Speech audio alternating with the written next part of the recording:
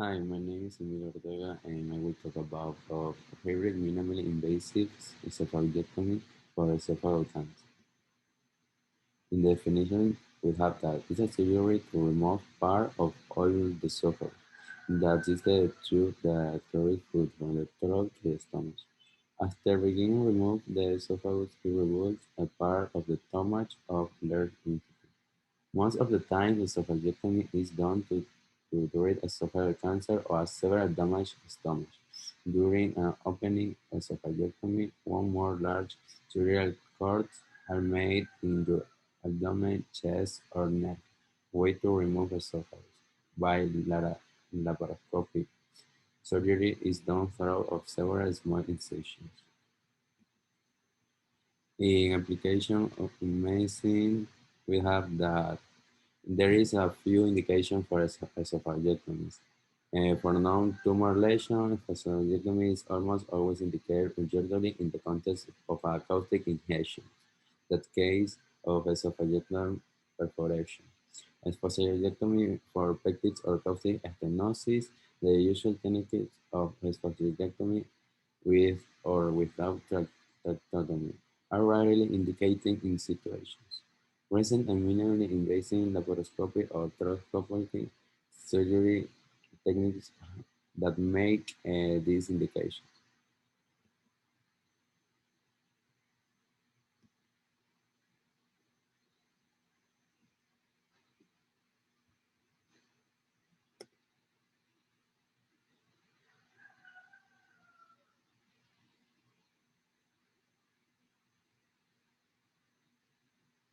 Esophageal cancer is a disease that begins in your esophagus.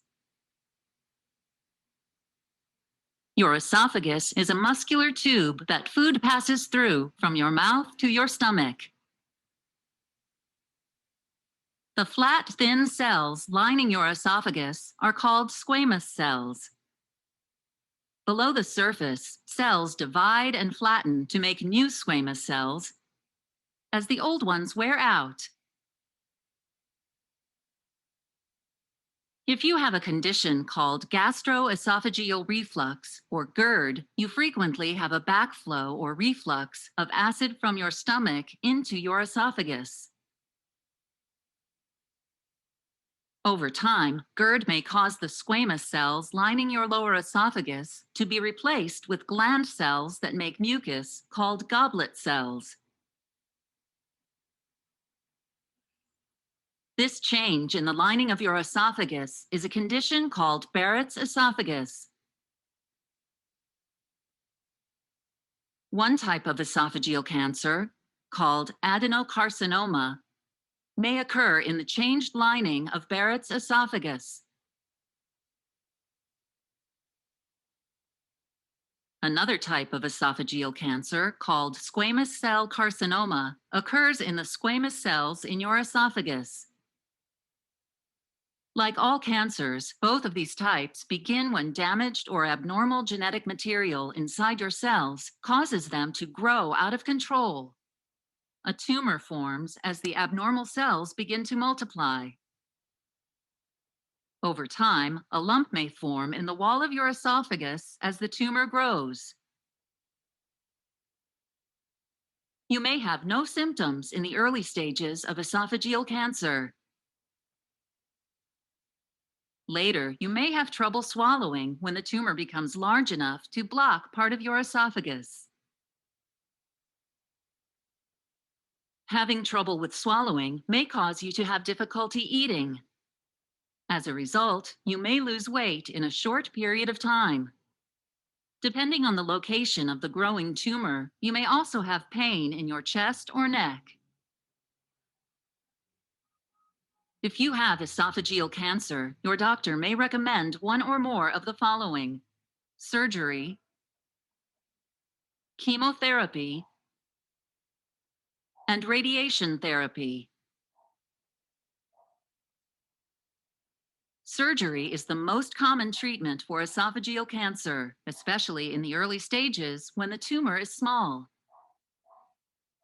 If you have a surgical procedure, your doctor will remove the section of your esophagus that contains the tumor. as well as some normal tissue above and below it. The surgery may include removing part of your stomach. The remaining healthy esophagus and stomach will be attached to each other.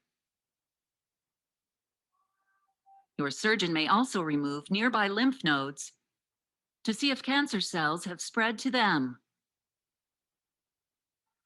Your doctor may recommend chemotherapy as a main treatment for more advanced tumors or to shrink your tumor before surgery. Chemotherapy uses drugs to stop cancer from spreading by either stopping or slowing down the growth of cancer cells. Your doctor may recommend radiation therapy, such as external beam radiation therapy, in addition to chemotherapy. Radiation therapy damages and kills the esophageal cancer cells. Some common ways to reduce your risk of esophageal cancer include seeking treatment if you have gastroesophageal reflux or GERD, quitting smoking, and avoiding alcohol.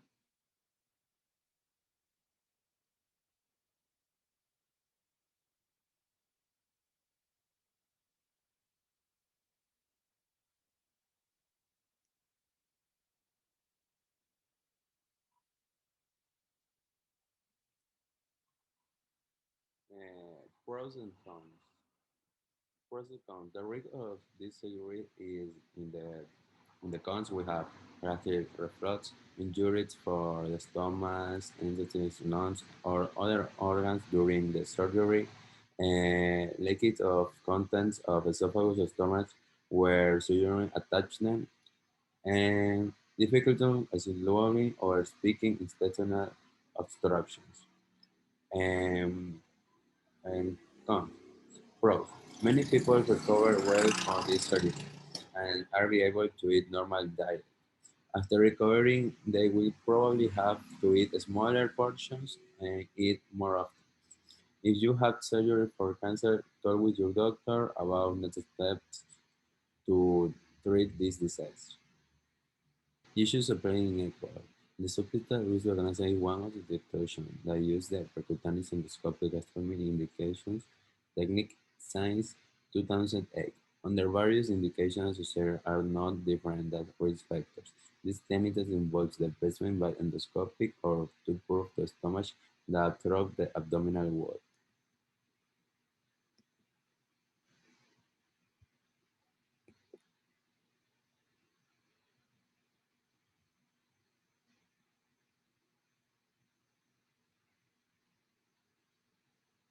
So we have one of the largest thoracic surgical divisions in the country, if not the largest. And as a consequence, we have a large collective experience of taking care of patients who have esophageal cancer. I think in general, esophageal cancer and the treatment of esophageal cancer can be quite complicated. It's from a surgical standpoint, one of the bigger surgeries, more complicated surgeries that we do. And it often requires a multidisciplinary approach to treatment. The majority of patients present with a locally advanced disease, if not metastatic disease. And it often requires chemotherapy, radiation therapy, and surgery. And so basically, we started in the abdomen with a laparoscopic approach, which means we don't need to make a big incision. We make 5 small incisions and use a camera and smaller instruments that go through incisions, the biggest of which is, essentially the width of your thumbnail. And what we do in the abdominal portion of the procedure is we free up the stomach from the majority of its blood supply and all of its attachments so that we can ultimately reconstruct the esophagus with the stomach. At the same time, we also free up part of the esophagus that's actually in the abdomen. And generally, a lot of the esophageal tumors are down in the lower esophagus. And so we're sort of freeing up all of the lymph nodes around the esophagus in that region. For the most part, all of us also will put in a feeding tube at that point, and all of that can be done laparoscopically. And then midway through the surgery, we actually change the patient's position and we turn them up on their side. And then we do a similar minimally invasive approach through the chest, where we make small incisions and we use a camera. And then we free up the esophagus within the chest so that we can get a reasonable distance above the tumor. And then we essentially take out all of the esophagus that we've mobilized from the abdomen and from the chest, and we remove it. And then there's basically a gap there. So we take the stomach and we turn it into a tube and reconnect it to where we've divided the esophagus and the chest. The new connection that we've made between the stomach and the esophagus is healing. We provide nutritional support through a feeding tube. And basically over the month following the recovery from the surgery, as the new esophagus heals, essentially, we gradually advance the diet and withdraw the feeding tube support so that at the end of a month, the patient is essentially back to eating almost regular diet. Oftentimes the meals are smaller and more frequent. So patients need to eat about 5 or 6 small meals a day instead of three meals a day. But over the course of a year or so, the diet generally goes back to essentially a normal diet.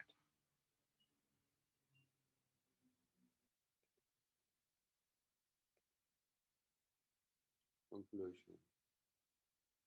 We found that the everyday minimally invasive esophagectomy resulted in a lower incidence of intraoperatory or postoperatory major complications, especially pulmonary complications that open esophagectomy without compressing over the cell and disease-free survival of a period of 3 years.